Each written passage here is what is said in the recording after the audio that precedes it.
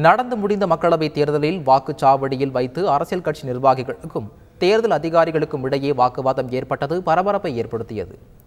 வேலூர் வாணியம்பாடியில் கோனாமாடு புத்திர நகரைச் சேர்ந்த அரவிந்தன் என்பவரது வாக்கை வேறொருவர் செலுத்தி சென்றதாக கூறி விசிக மற்றும் புரட்சி பாரதம் கட்சியின் தேர்தல் அதிகாரிகளுடன் வாக்குவாதத்தில் ஈடுபட்டனர். கோவை பல்லடத்தில் வாக்களிக்க வந்த சட்டமன்ற உறுப்பினரின் காரில் இருந்து அதிமுக கொடியை அகற்றுமாறு பாஜகவினர் தகராறு செய்த நிலையில் அதிமுகவினருக்கும் பாஜகவினருக்கும் இடையே வாக்குவாதம் ஏற்பட்டது. வேலூர் மாவட்டம் வேப்பங்குப்பம் பகுதியில் வாக்குச்சாவடிக்கு மது போதையில் வந்து தகராறு செய்த ஊராட்சி மன்ற தலைவர் நவகிருஷ்ணன் என்பவர் தன்னை தட்டி கேட்ட போலீசாரின் சட்டையை பிடித்து வாக்குவாதத்தில் ஈடுபட்டது பரபரப்பை ஏற்படுத்தியது.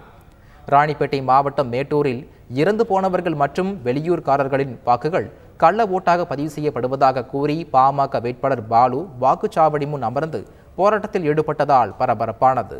மக்களவைத் தேர்தல் விறுவிறுப்பில் மாநிலத்தின் பல இடங்களில் அரசியல் கட்சி நிர்வாகிகளுக்கிடையே வாக்குச்சாவடியில் வைத்து வாக்குவாதம் ஏற்பட்டது பரபரப்பை ஏற்படுத்தியது.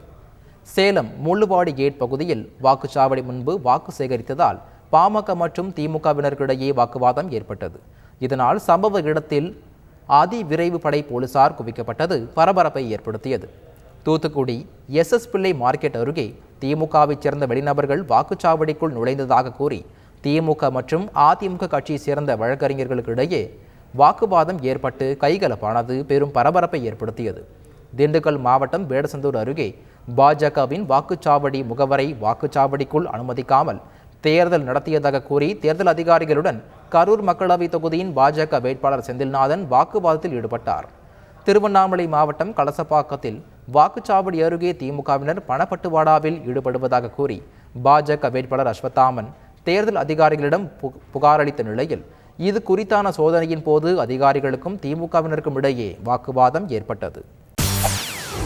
செய்திகளை உடனுக்குடன் தெரிந்து கொள்ள உடனே சப்ஸ்கிரைப் பண்ணுங்க.